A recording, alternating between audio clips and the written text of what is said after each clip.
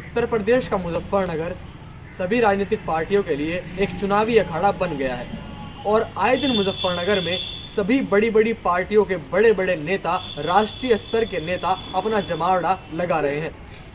कल सपा प्रमुख अखिलेश यादव और आरएलडी के अध्यक्ष जयंत चौधरी ने साथ मिलकर एक प्रेस वार्ता की। आइए जानते हैं उन्होंने उस प्रेस वार्ता में क्या क्या कहा। ये दोनों किसानों के बेटे हैं, किसानों के हक के लिए आखिरी वक्त तक लड़ेंगे और इसीलिए मैं जेब में एक पोटली लेके चलता हूं, लाल टोपी और लाल पोटली। ये अन्नदाता के पक्ष में हराने के लिए, उन्हें भगाने के लिए अन्न संकल्प लेकर के चलता हूं। मैं तो कहूंगा पत्रकार साथियों, अगर आप में भी कोई लेना चाहे तो अन्न संकल्प ले सकता है। समाजवादी पार्टी ने बहुत सोच समझ करके और जो एक्सपर्ट हैं, जो जानकार हैं, उनसे राय मशवरा कर करके ये फैसला लिया है कि घरेलू बिजली और आम लोगों के लिए 300 यूनिट फ्री बिजली समाजवादी सरकार और आरएलडी के गठबंधन की सरकार बनने के बाद फैसला लेगी। और मैं इसलिए कह रहा हूं कि आप सब लोग जानते होंगे, 4.5 साल से मुख्यमंत्री जी के आपने स्टेटमेंट सुने होंगे, लेकिन मुख्यमंत्री जी ने कभी भी बिजली के कारखाने का नाम नहीं लिया होगा। भारतीय जनता पार्टी की सरकार में अगर वो कारखाने बन गए होते तो आज उत्तर प्रदेश में इतने महंगे बिजली के बिल नहीं देने पड़ते। लेकिन भारतीय जनता पार्टी की 2 बार सरकार बन गई, उसके बावजूद भी बिजली का कोटा उत्तर प्रदेश का नहीं बढ़ाया। और जैसे ही समाजवादी पार्टी ने तय किया कि 300 यूनिट फ्री मिलेगी, भारतीय जनता पार्टी ने कहा हम भी बिल आधा करेंगे। तो हम भारतीय जनता पार्टी से कहेंगे कि अगर आज आधा बिल कर रहे हो तो आपने 4.5 साल क्यों वसूला पैसा? क्या आप जनता का पैसा वापस करोगे? और बिजली के कारखाने का नाम अगर एक बार भी सुना हो मुख्यमंत्री के मुंह से तो बता दो, 3x660 super critical thermal plant. वो अभी तक 4.5 साल में बिजली के कारखाने का नाम नहीं रट पाए, 3x660 super critical thermal plant. इसीलिए मैंने कहा कि फार्मर्स कॉर्पस फंड अगर बनाना पड़ेगा तो बजट से फार्मर्स के लिए कॉर्पस फंड बनाया जाएगा, जिससे किसान को इंतजार न करना पड़े, किसान को चीनी मिल के सामने धरना न देना पड़े। मैं आपसे बहुत जिम्मेदारी के साथ ये कहना चाहता हूं कि जैसे ही समाजवादी पार्टी कोई अच्छा काम तय करती है या अच्छे काम के लिए फैसला लेती है जनता के लिए, उसी समय मुख्यमंत्री जी की भाषा बदल जाती है।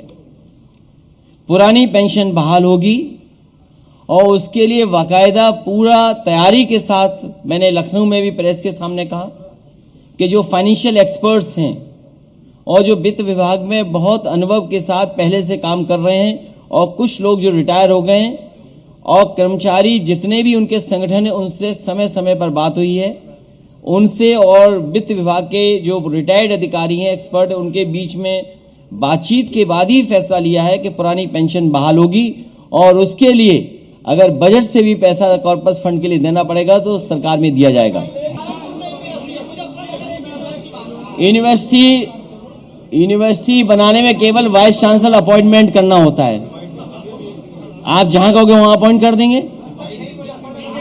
आप यूनिवर्सिटी कॉलेज के लिए कोई प्रस्ताव लाएगा, उसको सहमति देंगे। अगर कोई प्राइवेट यूनिवर्सिटी भी खोलना चाहेगा तो सहयोग करेंगे, सरकारी खोलना चाहेगा तो उसमें मदद करेंगे।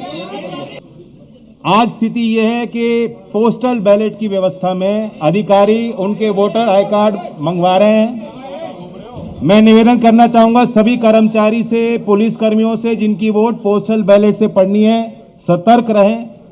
बैलेट पेपर लेकर वोट बना के ही दें। अपने वोटर कार्ड को अधिकारी भी मांगे, उसको ऐसे ना दें। धन्यवाद। ये बहुत छोटा काम है, बड़ा काम करेंगे। मैंने पिछली बार भी कहा था जब आरएलडी और समाजवादी पार्टी के कैराना का चुनाव जीते थे और मैं सहारनपुर आया था, तब भी मैंने कहा था कि कम से कम इस हिस्से को एक्सप्रेस वे से जोड़ा जाएगा, जिससे कि लखनऊ पहुंचने में आपको कम समय में पहुंचा जा सके।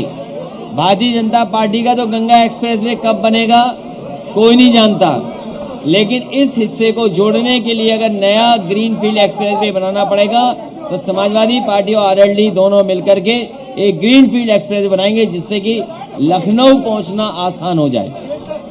भारतीय जनता पार्टी के लोग पर्चा भी बांट रहे हैं तो कोरोना फैलाने के लिए बांट रहे हैं ऐसे करके। उन्हें ये नहीं पता, इलेक्शन कमीशन को ऐसे लोगों को एकदम रोक देना चाहिए।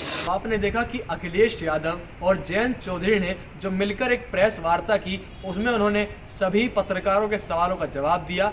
जैसे कि उन्होंने अपने वादों को बताया कि हम अपना जो संकल्प पत्र हमारा है, जो हमारा घोषणा पत्र है, हम उस पर टिके हुए हैं, हम अपने वादों पर टिके हुए हैं। और भारतीय जनता पार्टी जो है वो अपना चुनाव प्रचार करते हुए कोरोना के नियमों का पालन भी नहीं कर रही है। जो door to door campaign Bharatiya Janata party कर रही है उसमें कोरोना के नियमों को ताक पर रखा गया है। उन्होंने कहा कि जो उत्तर प्रदेश के किसानों का गन्ने का भुगतान है वो भी 15 दिन के अंदर अंदर कर दिया जाएगा। अगर हम देखें तो इस बार चुनाव में किसान एक बहुत ही अहम मुद्दा है और उसी अहम मुद्दे को केंद्र मानते हुए अखिलेश यादव ने कहा कि सभी गन्ना किसानों के भुगतान जो है वो 15 दिनों के अंदर अंदर हो जाया करेगा। बिजली की बात उन्होंने कही कि सिंचाई के लिए बिजली मुफ्त मिलेगी और 300 यूनिट बिजली जो है वो उत्तर प्रदेश के हर नागरिक के लिए मुफ्त होगी। साथ ही साथ उन्होंने कहा कि हम मुजफ्फरनगर को एक्सप्रेसवे से जोड़ेंगे जिससे कि लखनऊ जाने में कम से कम समय लगेगा।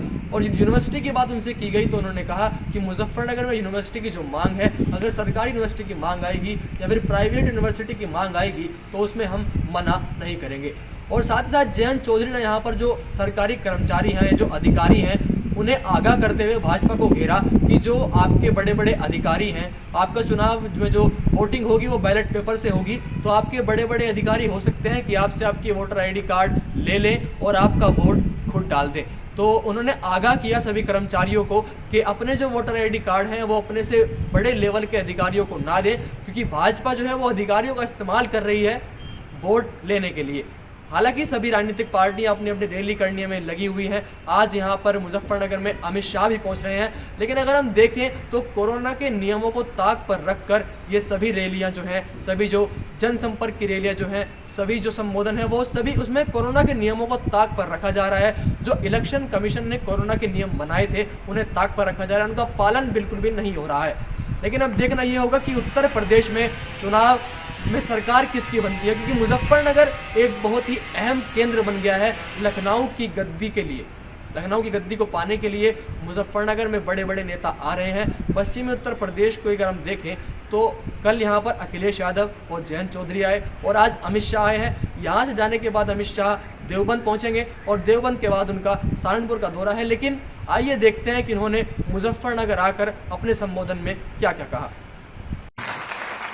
और अखिलेश बाबू को मैं सुनता था, कल भी कहकर गए यहां, उनको लाज भी नहीं आती, झूठ भी इतने जोर से बोलते हैं कि कोई सच मान जाता है। उन्होंने कहा कानून और व्यवस्था की परिस्थिति ठीक नहीं। अखिलेश बाबू, आज सार्वजनिक कार्यक्रम में मैं आंकड़े देने आया हूं। हिम्मत हो तो आपके समय के आंकड़े लेकर कल प्रेस वार्ता करिए। आपके शासन की अपेक्षा में भारतीय जनता पार्टी की सरकार के 5 साल में योगी आदित्यनाथ के मुख्यमंत्री के 5 साल के बाद डकैती के अंदर 70% की कमी हुई है मित्रों उत्तर प्रदेश में। और ये रिकॉर्ड है। लूट के अंदर 69% करीब लूट के अंदर भी 70% की कमी हुई। हत्या के अंदर 30% की कमी हुई है। अपहरण के अंदर 35% की कमी हुई है और बलात्कार के अंदर भी 30% से ज्यादा कमी हुई है। अखिलेश बाबू, मैंने तो अपना हिसाब दे दिया। आप आपके शासन के आंकड़े और भारतीय जनता पार्टी के शासन के आंकड़े आप हाथ में लेकर एक प्रेस वार्ता करिए तो पूरे उत्तर प्रदेश की जनता को मालूम पड़ेगा। मुझे मालूम। कल अखिलेश यादव और जयंत चौधरी की प्रेस वार्ता के बाद आज अमित शाह मुजफ्फरनगर पहुंचे थे। अखिलेश यादव ने कल जो गन्ने भुगतान की बात कही थी कि 15 दिन के अंदर अंदर गन्ने का जो भुगतान है वो कर दिया जाएगा और समाजवादी पार्टी में सबसे ज्यादा गन्ने का भुगतान हुआ था, उस पर अमित शाह ने तंज कसते हुए कहा कि समाजवादी पार्टी सरकार ने कोई भी काम नहीं किया और गन्ने का जो भुगतान है वो भाजपा सरकार में सबसे ज़्यादा हुआ है। उन्होंने साथ ही साथ ये कहा कि समाजवादी पार्टी सिर्फ और सिर्फ गुंडे और माफिया को संरक्षण दे रही है और उनकी पार्टी ने सबसे ज़्यादा जो टिकट है वो भी गुंडे और माफिया को दिया है। साथ ही साथ उन्होंने एक बात ये कही कि जब समाजवादी पार्टी की सरकार बन जाएगी तो गुंडे और माफियाओं का राज इस तरह होगा कि जयंत चले जाएंगे और उनकी जगह पर आजम खान और अतीक अहमद बाहर आ जाएंगे। और उन्होंने साथ ही यहाँ पे जो मुजफ्फरनगर के युवा हैं उनकी चर्चा की कि बॉर्डर पर जो सबसे ज़्यादा जवान हमारे हैं वो मुजफ्फरनगर के धरती से ही जाते हैं। मुजफ्फरनगर के युवा हर चीज़ में आगे हैं, हर क्षेत्र में आगे बढ़ रहे हैं। सभी राष्ट्रीय स्तर के नेता यहाँ पर पहुँच रहे हैं और जैसा कि हम आपको दिखा दें कि हेलीकॉप्टर जो है वो भी देवबंद की तरफ उनका निकल रहा है। देवबंद और सहारनपुर का दौरा यहाँ के बाद अमित शाह का है। उन्होंने अपने बयान में लगातार सपा पर हमला बोला और समाजवादी पार्टी को घेरे में रखकर ही अपनी जो चुनावी जो रैली है अपने लिए वोट मांगे, पार्टी के लिए वोट मांगे और सभी को कहा कि भारतीय जनता पार्टी इस बार फिर से 300 प्लस सीट लेकर चुनाव में आ रही है। हालांकि ये फैसला आपके ऊपर है कि आप इस बार लखनऊ की गद्दी पर जो है वो किसे बैठाते हैं, तो सिर्फ देखकर और परखकर ही चुनिएगा कि आपको इस बार सरकार किसकी चाहिए। तो देश और दुनिया की बाकी खबरों के लिए बने रहिए हमारे साथ और देखते रहिए नमस्कार भारत। हमारा चैनल नमस्कार भारत सब्सक्राइब करें। अगर आपको हमारा प्रयास अच्छा लग रहा है तो वीडियो को लाइक और शेयर करने के साथ अपने सुझाव कमेंट बॉक्स में जरूर दें।